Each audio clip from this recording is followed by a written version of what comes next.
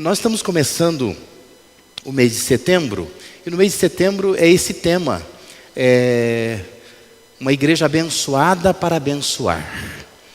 Eu quero, dando abertura a esse mês aqui, acerca desse tema, eu quero convidar você a ler comigo o segundo livro das Crônicas, capítulo 30, versículo 27. Apenas esse versículo, mas nós vamos refletir numa história bem maior do que esse versículo está dizendo aí. Você pode ler junto comigo? Vamos lá? Os sacerdotes e os levitas levantaram-se para abençoar o povo, e Deus os ouviu, a oração deles chegou aos céus, sua santa habitação. Queria ouvir só a voz das mulheres lendo isso, pode ser? Vamos lá, vozes femininas. Os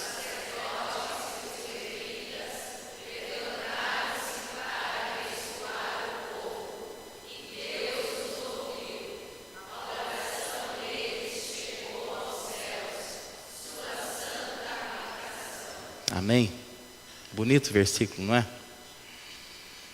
O verso que nós acabamos de ler, ele faz parte de uma história mais extensa. Nos dá conta de que os líderes, aqui apontados como sacerdotes e levitas, diz que eles levantaram, eles alçaram a voz para abençoar o povo, por já serem homens abençoados por Deus. Tanto é que Deus ouviu a oração desses sacerdotes e desses levitas. Diz que a oração deles chegou aos céus, a habitação de Deus. E que bênção maior pode haver do que esta, né? Eu sei que cada um de nós que está aqui tem as suas demandas, tem as suas lutas, tem as suas dificuldades, e nós entendemos que a oração é um recurso que nós temos, de buscar a Deus, de sentir confiança, de pedir a Deus. Mas a grande dúvida sempre será que Deus está me ouvindo? Né? Será que a minha oração chegou aos céus, a habitação de Deus? Será que a bênção que eu estou pedindo para Deus, Ele de fato vai me dar esta bênção? Né? E o texto que nós lemos diz exatamente isso, que os sacerdotes e levitas se levantaram para abençoar o povo, e diz que Deus os ouviu, a oração deles chegou aos céus, a sua santa habitação. Eles foram ouvidos pelo Senhor. A pergunta que eu quero fazer nesta manhã é: o que precisou acontecer, o que precisou ser visto no povo para Deus responder e abençoar? O que Deus quer ver na gente? Já que nós queremos ser uma igreja abençoada para abençoar, o que precisa ser visto? Qual é o contexto desse versículo que nós lemos? Porque é bonito ler isso aqui, não é? Diz que sacerdotes e levitas se levantam, abençoam o povo, oram, Deus ouve, e diz que essa oração chegou até os céus. Mas por quê? Por quê? O que estava acontecendo ali naquele contexto? O que houve dentre o povo para que Deus pudesse então ouvir a oração e responder? Deixa eu te dar algumas respostas. A primeira delas, houve comunhão do povo. Não sei se você conhece muito essa história, mas eu preciso que você entenda a história de Israel.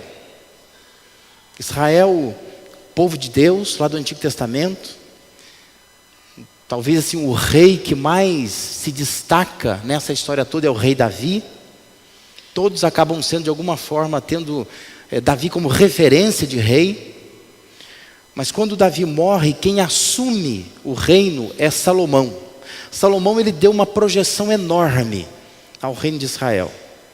Mas essa projeção custou muito. Impostos, escravidão, o povo estava oprimido para conseguir expandir o reino como Salomão gostaria que fosse, da pujança que ele deu, né, no reino de Israel. Quando Salomão morre, o filho de Salomão assume. E esse filho é chamado Roboão, ele é o sucessor. Só que tinha um outro, cujo nome é muito parecido, chamado Jeroboão, né? Tem o Roboão e o Jeroboão. O Jeroboão, ele era servo de Salomão. E certa feita um profeta disse que o Jeroboão iria dividir o reino. E o Salomão ficou sabendo disto. E por conta disso, o Jeroboão tem que ir fugido para o Egito e fica exilado lá um tempo. Mas quando o Salomão morre, o Jeroboão volta para Israel. E ele volta e ele vai confrontar o então agora rei Roboão. E vai dizer para ele assim, olha, os impostos que seu pai colocaram, o jugo que seu pai colocou, a escravidão, o povo se sente muito oprimido por isto. Alivia um pouco a mão, seja diferente do teu pai. E aí diz que Roboão foi pedir conselhos, não quis ouvir o conselho dos anciãos, ouviu o conselho de jovens, assessores dele, muito inexperientes. Os jovens disseram assim, quer dizer uma coisa? Mas dobra esse negócio aí. Estão reclamando, vamos colocar mais peso sobre eles. E diz a história então, que o reino se divide. E o Roboão fica com duas, lembra que são 12 tribos de Israel. Roboão fica com 2 tribos só. E forma o chamado reino de Judá, ao sul, onde Jerusalém é a capital. E Jeroboão se rebela, divide o reino com mais 10 tribos e forma o reino do norte, chamado de Israel. Isso é importante porque nesse ponto da história do segundo livro das Crônicas, você lê Israel e Judá, são reinos diferentes. Israel é reino do norte, Judá é reino do sul. São capitais diferentes. É nesse contexto que está aquela conversa de Jesus com aquela mulher samaritana. Quando ela diz, nossos pais dizem que nós devemos adorar neste monte, mas vocês dizem que tem que adorar lá no outro monte. Porque é nessa divisão que houve uma diferença de lugares de adoração, diferença de reis, diferença do próprio histórico religioso.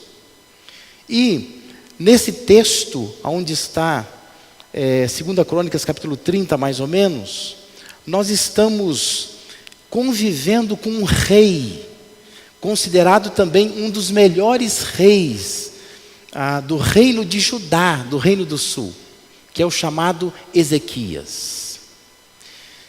Ezequias é como se fosse, naquela época, é como se fosse hoje para nós o Lutero. Nós estamos aí, chegando em outubro, comemorando os 500 anos de reforma protestante. E o grande ícone dessa reforma é Martinho Lutero.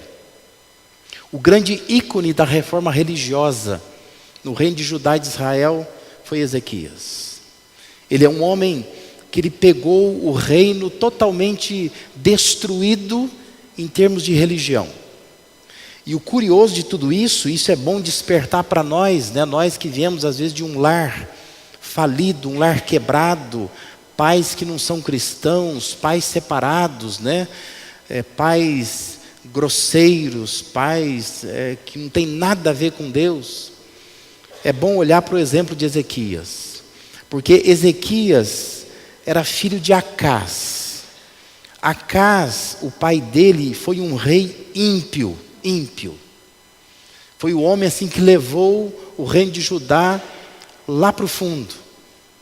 Um homem que ressuscitou dentre o reino de Judá vários deuses falsos que já haviam sido vencidos no passado. Mas Ezequias é filho dele. E ele vai ser responsável pela mais importante reforma religiosa que nós temos no Antigo Testamento. Foi um homem que foi contra o seu pai, contra a criação do seu pai, o exemplo do seu pai. E resolveu dar uma guinada naquele reino de Judá. Então, por que eu estou dizendo tudo isso? Para que você entenda que Ezequias vai dar uma ordem, que está no capítulo 30, a partir do versículo 5. Ele vai dar uma ordem. E a ordem dele é a seguinte: aqui no sul nós somos 2 tribos, reino de Judá. E Ezequias começa a entender que tinham que voltar para as escrituras. O povo tinha que celebrar a Páscoa do Senhor, que não celebrava há muitos anos. Mas Ezequias diz assim: não vamos fazer isso sozinhos. Nós vamos convidar os nossos compatriotas, o reino do norte. Irmãos, isso era uma coisa surpreendente. A nível de comparação bem tosca. talvez fosse a Coreia do Norte convidar a Coreia do Sul para fazer alguma coisa junto, entendeu? É mais ou menos isso. Eles estavam divididos. E aí então ele diz, não, mas eu quero que convide. Eu quero que vão convidar as pessoas do Reino do Norte para vir a Jerusalém, participar da festa da Páscoa. Versículo 5 do capítulo 30 de 2 Crônicas diz assim: então decidiram fazer uma proclamação em todo Israel, lá no norte, desde Berseba até Dan, convocando o povo a Jerusalém para celebrar a Páscoa do Senhor, o Deus de Israel, pois muitos não a celebravam segundo o que estava escrito. Se você for lendo o texto, você vai ver que versículos 10 e 11 diz que enquanto era uma espécie de serviço de correios, né, ia entregando uma convocação, tinha gente que ria. Tinha gente que ria. Vocês estão doidos. Acham que nós vamos lá no sul celebrar a Páscoa em Jerusalém? Imagina, né, estão malucos. Mas diz também que alguns se humilham, entendem que aquele é um tempo de Deus, um tempo de comunhão, que nós precisamos unir esses dois povos novamente. Versículos 12 e 13, capítulo 30, 2 Crônicas, diz assim: já em Judá, a mão de Deus esteve sobre o povo, dando-lhes unidade de pensamento, para executarem o que o rei e os seus oficiais haviam ordenado, conforme a palavra do Senhor. Uma imensa multidão reuniu-se em Jerusalém, no 2º mês, para celebrar a festa dos pães sem fermentos. Entenda uma coisa, um povo abençoado é um povo que se une, é um povo unido, amém? Entende isso? Se nós queremos ser uma igreja abençoada, nós precisamos desmontar os muros que existem entre nós. Se queremos ser um povo que de fato tem a bênção de Deus, está pronto para abençoar, nós precisamos nos unir, ter comunhão de fato e prezar pela comunhão. Talvez no nível mais pessoal, você se sinta que não é tão abençoado assim por Deus. Talvez no nível mais pessoal, você diz assim: puxa, parece que as minhas orações não chegam aos céus. Eu oro, eu peço a bênção de Deus, mas parece que não acontece nada. Parece que Deus não me responde. Eu tenho a impressão de que alguém lá em cima não gosta de mim, que as coisas não fluem na minha vida. Deus quer que, à semelhança de Ezequias, você faça uma reforma nas suas relações. Que você pense na forma como você lida com a sua vida, com as pessoas, com as amizades, com a comunhão da igreja. Isso é importante. Deus olha para isso. Antes de Deus abençoar aquele povo, Deus viu no povo que havia comunhão. E quando há comunhão, Deus ali ordena a sua bênção, porque os irmãos estão vivendo em união. Deus não gosta quando a gente vive com rancores, com mágoas, com divisões, quando a gente trata as pessoas com diferença. Deus preza para que os seus filhos possam se unir a outros filhos dele. E talvez a gente não leve isso tão a sério, e por isso a gente fica dizendo assim: puxa, eu queria ser mais abençoado, mas parece que Deus não gosta de mim, não é? Não é que Deus não gosta de você, Deus não gosta do que você faz, Deus não gosta da maneira como você age, das coisas que você guarda no coração. Esse é o problema. Lá foi muito importante, quando o reino do sul convida o reino do norte: vamos comer a Páscoa juntos. Foi um marco na história daquele povo. Diz que depois sacerdotes e levitas oram, e Deus ouve a oração, porque eles fizeram isso. Deus gostou daquilo, né? Pense, o que Deus quer que você faça, talvez ainda hoje. Talvez Deus quer que você corrija alguma relação, que faça algum tipo de aproximação, que desfrute de algum tipo de comunhão. Porque Deus vai olhar e vai dizer: agora sim, é uma pessoa de coração limpo, alguém que consegue olhar para o outro sem mágoa, sem nenhum tipo de problema. E aí então Deus vai ordenar a bênção sobre a sua vida, e as orações serão ouvidas. Amém? Uma segunda coisa que aconteceu naquele povo, houve uma correção naquele povo. O povo corrigiu o passado. Se você ler o versículo 14, 2 Crônicas 30, diz assim: Eles retiraram os altares que havia em Jerusalém e se desfizeram de todos os altares de incenso, atirando-os no vale de Cedron. O povo se despojou daquela parafernália que quem tinha colocado lá era o Acás, era o pai do Ezequias. Mas eles estão limpando o reino dessa parafernália da idolatria, das coisas erradas. Se você voltar lá em 2 Crônicas 28, versículos de 1 a 4, você entende tudo isso. Lá vai dizer assim, ó: Acás tinha 20 anos de idade quando começou a reinar, e reinou 16 anos em Jerusalém. Ao contrário de Davi, seu predecessor, não fez o que o Senhor aprova. Ele andou nos caminhos dos reis de Israel e fez ídolos de metal para adorar os Baalins. Queimou o sacrifício no vale de Ben-Hinom e chegou até a queimar seus filhos em sacrifício, imitando os costumes detestáveis das nações que o Senhor havia expulsado diante dos israelitas. Também ofereceu sacrifícios e queimou incenso nos altares idólatras, no alto das colinas, debaixo de toda árvore frondosa. Olha o que Acás fez. 16 anos de reinado. E um homem que levou o reino de Judá a idolatrar deuses estranhos. Capítulo 28 ainda de 2 Crônicas, versículos 24 e 25 dizem assim: Acás juntou os utensílios do templo de Deus e os retirou de lá. Trancou as portas do templo do Senhor e ergueu altares em todas as esquinas de Jerusalém.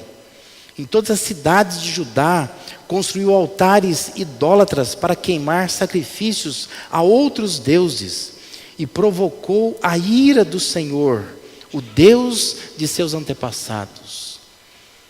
Acás foi lá e trancou o templo. Ninguém entra mais aqui, ninguém adora mais aqui. Vai adorar na rua, nas esquinas, porque era tudo altares levantados a deuses de outras nações. Gente, esse é o pai do Ezequias. O pai dele fez isso. E agora o filho está dizendo assim: não, está tudo errado que meu pai fez. Vamos consertar tudo isso. Fazer uma grande reforma religiosa. E ele corrige tudo isso. Corrige. Se nós queremos ser uma igreja abençoada, que abençoa, nós precisamos nos corrigir, né? Nós precisamos ter a capacidade de olhar para o passado e pensar o que nós já erramos aqui. E nós precisamos consertar. Precisamos nos santificar. Precisamos abandonar os altares que nós erigimos e nos prostramos diante deles. Coisas que são muito importantes para nós, mas Deus diz: olha, abandona isso. Deixa isso. Porque enquanto você estiver prostrado diante desses altares que você levantou na sua vida, Deus não vai te ouvir. Deus não vai abençoar. Porque se você quer ser uma pessoa abençoada, você precisa mudar. Nós estamos tendo esses cursos na Universidade da Família. Um desses cursos é o Homem ao Máximo, né? Edwin Lewis Cole, né, que escreve esse livro chamado Homem ao Máximo. Não vou me lembrar, eu estou citando de cabeça aqui, eu nem anotei isso aqui, mas me lembrei agora que eu li esse livro já várias vezes, há muitos anos, mas em algum lugar ele vai dizer que ter a vontade de mudar não é mudar. Dizer que vai mudar, prometer que vai mudar, não é mudar.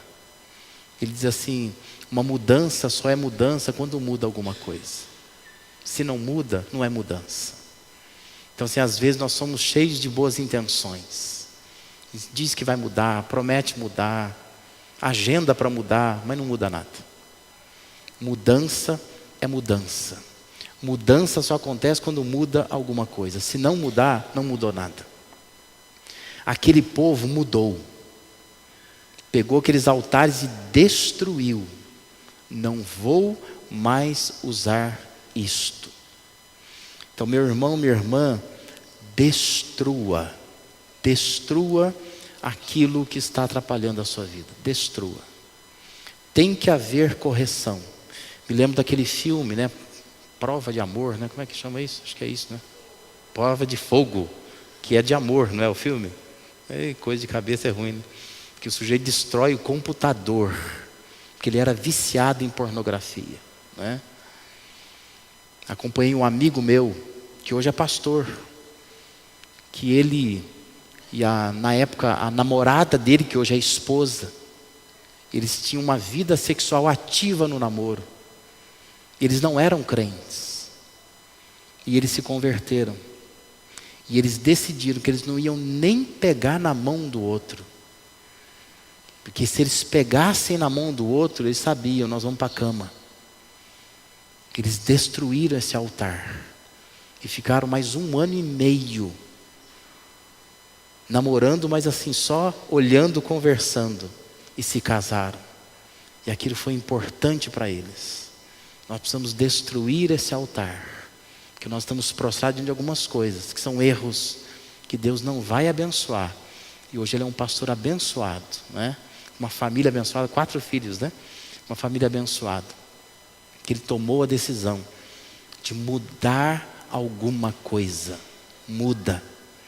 Para de dizer que você vai mudar. Para com intenções de mudar. Se você quer mudar, mude. Mude de verdade. Destrua esses altares que impedem a sua vida de caminhar. E Deus com certeza vai te abençoar. Uma terceira e última coisa que houve naquele povo é a celebração do povo. Segundo Crônicas, capítulo 30, versículos 21 a 23, diz que os israelitas presentes em Jerusalém celebraram com muita alegria a festa dos pães sem fermento durante 7 dias. Diariamente os levitas e os sacerdotes cantavam louvores ao som dos instrumentos ressonantes do Senhor. Ezequias dirigiu palavras animadoras a todos os levitas, que mostraram boa disposição para com o serviço do Senhor. Durante os 7 dias, eles comeram suas porções das ofertas, apresentaram sacrifícios de comunhão e louvaram o Senhor, o Deus dos seus antepassados. E toda a assembleia decidiu prolongar a festa por mais 7 dias e a celebraram com alegria. Eu acho impressionante essas histórias, né? Aquele povo estava envolvido, não era aquela coisa de hora marcada, sabe? Nós vamos celebrar, nossa, a hora está vindo, não está na hora de ir embora, precisa ir embora. Não. Eles estavam tão envolvidos com a celebração, e foi tão bom aquilo, foi tão gostoso aquilo, tanta alegria, que no final eles decidem, vamos fazer mais 7 dias de festa? E prolongam por mais 7 dias. Eu fico vendo assim que nós nos tornamos uma geração que nós não experimentamos mais nada. Nós somos a geração do arquivamento. Nós gostamos de arquivar coisas. As pessoas vão viajar e não experimentam sequer a viagem de fato. Elas ficam fotografando. Elas ficam compartilhando. A pessoa, ao invés de curtir a paisagem, ela está encurvada no celular, mandando uma foto, mais uma foto, no Instagram, no Facebook, né? Mas ela não experimenta mais aquilo. Nós somos a geração do arquivamento. A gente arquiva as coisas, a gente gosta de guardar. Dando aula, né, como professor, muito comum, um aluno vem e diz assim, sabe aquele livro tal? Eu queria aquele livro. Eu pergunto, para quê? Para quê? Porque às vezes você tem um monte de livro que você nunca leu, nunca vai ler. Mas ele quer ter. Não, esse livro eu preciso ter. Sabe onde eu acho esse livro? Mas para quê? Não, porque eu preciso ter. Mas para quê? Você nunca vai ler. Nós não experimentamos mais as coisas. E a gente transporta isso para Deus, a gente não experimenta mais. A gente levanta de manhã, preciso ler a Bíblia. Eu tenho que ler. Então a minha meta é, 5, 6, 10 versículos. Tem que ler. Li, bora. Nossa, agora preciso ouvir aquela mensagenzinha que a igreja manda, né? O presente diário, põe lá, fazendo alguma coisa, estou ouvindo. Ouvi, mais uma meta, né? A gente vem na igreja e começa, nossa, até que hora vai? Nossa. Eu fico cumprindo metas, mas eu não experimento isso de fato. Não experimento. Especialistas em gastronomia dizem que as pessoas não comem direito mais, que elas comem com o celular do lado. Não sentem nem o gosto da comida, não mastigam. E não faz bem para o corpo. Aquele prato bonito, tira uma foto, põe no Instagram, né? Comidinha que eu fiz, aí põe no Instagram. Aí ela está comendo a comidinha que ela fez, mas ela quer ver quem está curtindo o Instagram. Então ela fica olhando lá. Mas ela não sente o sabor da comida. Ela não experimenta aquilo. Ela tem a experiência de ficar vendo quem está curtindo no Instagram. E lá ninguém está comendo também, né? Sabe, né? Só está curtindo a comida do outro, né? Nós precisamos ser um povo que celebra de fato, que tenha experiências de celebração, de chegar na igreja e dizer assim: olha, eu estou aqui para celebrar, eu faço parte disto. Não é chegar aqui e pensar assim: ó, será que os cânticos vão ser escolhidos hoje, aqueles cânticos, aqueles que eu gosto, né? Será que o hino que vai cantar é aquele hino que mexe no meu coração? Será que a pessoa que vai dirigir, quem é? Hoje essa pessoa, não, eu não gosto dela.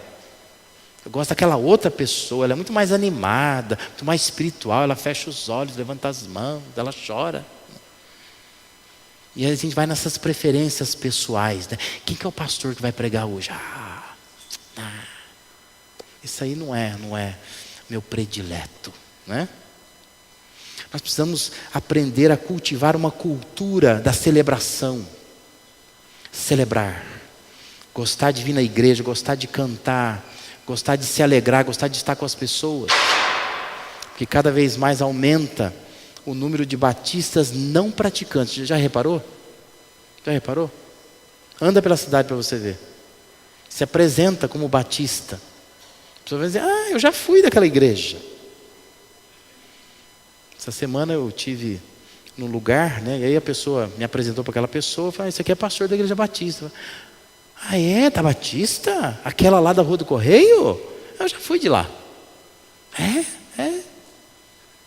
E estou cansado de encontrar gente assim, né, que já foi batista, já foi da igreja, já foi. Você pergunta: mas hoje você vai a alguma igreja? Não, hoje não, hoje estou meio afastado, né? Muitos anos, às vezes, afastado. Perdeu a alegria da celebração. E aí, voltando lá para 2 Crônicas 30, nós chegamos no texto que antecede o versículo que nós lemos no início. Versículos 25 e 26 do capítulo 30 de 2 Crônicas, diz assim: e toda a Assembleia de Judá se regozijava, juntamente com os sacerdotes, com os levitas e com todos os que se haviam reunido, vindos de Israel, inclusive os estrangeiros que viviam em Israel e em Judá. Houve grande alegria em Jerusalém, pois desde os dias de Salomão, filho de Davi, rei de Israel, não havia acontecido algo assim na cidade. Aí então se diz: os sacerdotes, os levitas levantaram-se para abençoar o povo, e Deus os ouviu, a oração deles chegou aos céus, sua santa habitação. Percebe o contexto, né? Foi depois que o povo se uniu, foi depois que o povo se corrigiu, foi depois que o povo celebrou, é que Deus então ouviu este povo.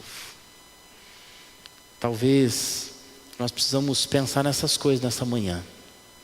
Se você é uma pessoa que de fato está comungando, está congregando, se você é uma pessoa que está de fato se corrigindo, que então está vivendo uma vida plástica, uma vida falsa, hipócrita, se você é uma pessoa que está celebrando a Deus, está chegando à presença de Deus com alegria de fato, e tem prazer em estar experimentando junto com pessoas esses momentos de celebração ao Senhor, é depois disso que eu posso, como seu pastor, orar por você, e Deus vai me ouvir, e Deus vai abençoar, não é?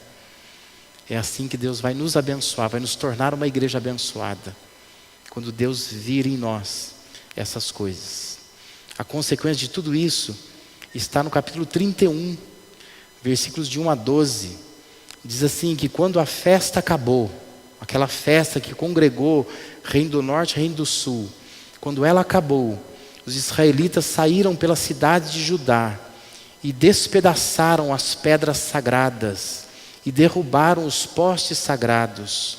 Eles destruíram os altares idólatras em todo Judá e Benjamim, e em Efraim e Manassés. Depois de destruírem tudo, voltaram para suas cidades, cada um para a sua propriedade. Ezequias designou os sacerdotes e os levitas por turnos, cada um de acordo com seus deveres, para apresentarem holocaustos e sacrifícios de comunhão, ministrarem, darem graças e cantarem louvores junto às portas da habitação do Senhor. O rei contribuía com seus próprios bens para os holocaustos da manhã e da tarde, e para os holocaustos dos sábados, das luas novas, das festas fixas, conforme que está escrito na lei do Senhor. Ele ordenou ao povo de Jerusalém que desse aos sacerdotes e aos levitas a porção que lhes era devida, a fim de que pudessem dedicar-se à lei do Senhor. Assim que se divulgou essa ordem, os israelitas deram com generosidade o melhor do trigo, do vinho, do óleo, do mel e de tudo o que os campos produziam. Trouxeram o dízimo de tudo. Era uma grande quantidade. Os habitantes de Israel e de Judá, que viviam na cidade de Judá, também levantaram o dízimo de todos os seus rebanhos e das coisas sagradas dedicadas ao Senhor, o seu Deus, ajuntando-os em muitas pilhas.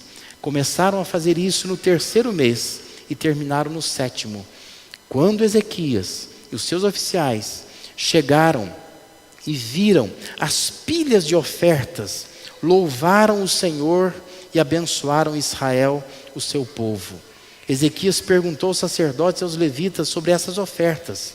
O sumo sacerdote Azarias, da família de Zadok, respondeu: desde que o povo começou a trazer suas contribuições ao templo do Senhor, temos tido o suficiente para comer e ainda tem sobrado muito, pois o Senhor tem abençoado o seu povo, e esta é a grande quantidade que sobra.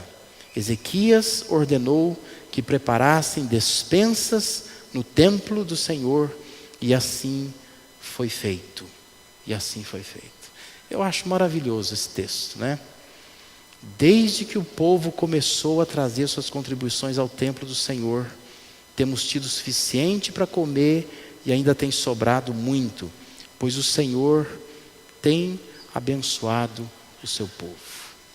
Meu irmão, minha irmã, Deus pode abençoar com sobra, com folga. Deus pode. Confia nisso. Confia nisso para a sua vida. Mas vamos perseguir essas coisas. Vamos ser um povo que tem comunhão. Vamos ser um povo que se corrige, que se ajuda, que se santifica. Vamos ser um povo que celebra, que está junto, que está alegre de fato. Se nós queremos, como igreja, fazer parte de algo maior do que Deus está fazendo nesse mundo, se nós estamos querendo de fato ser uma igreja abençoada, para abençoar, temos que perseguir essas marcas. Vamos ser uma igreja de comunhão, uma igreja de correção, uma igreja de celebração. Amém? E que Deus nos abençoe nisso. Isso não é uma coisa institucional, é uma coisa pessoal. Cada um de nós faz isso e nos tornamos um povo abençoado que vai abençoar. Amém? Feche seus olhos, vamos orar. Pai Santo, nós agradecemos pela Tua bondade, falando ao nosso coração nesta manhã. Tua palavra é instrutiva, ela nos faz recordar fatos do passado, onde grandes reformas religiosas foram feitas. Isso nos encoraja a fazermos reformas nos dias de hoje também. Ó Deus, queremos ser uma igreja abençoada para abençoar. Nos abençoa, Deus, para que durante este mês possamos experimentar cada orientação do Senhor, para que estas orientações nos tornem uma igreja abençoada para abençoar. E abençoa, Senhor, para que possamos perseguir essas marcas que nós entendemos nesta manhã. Que sejamos um povo de comunhão, um povo que não teme se corrigir, um povo que quebra os seus altares, um povo, ó Deus, que celebra, que se alegra em estar juntos, que está motivado a viver para a glória e para a honra do Senhor. Obrigado, Deus, pela Tua palavra. Nos abençoa nesta manhã ainda. E a oração que fazemos em nome de Jesus. Amém.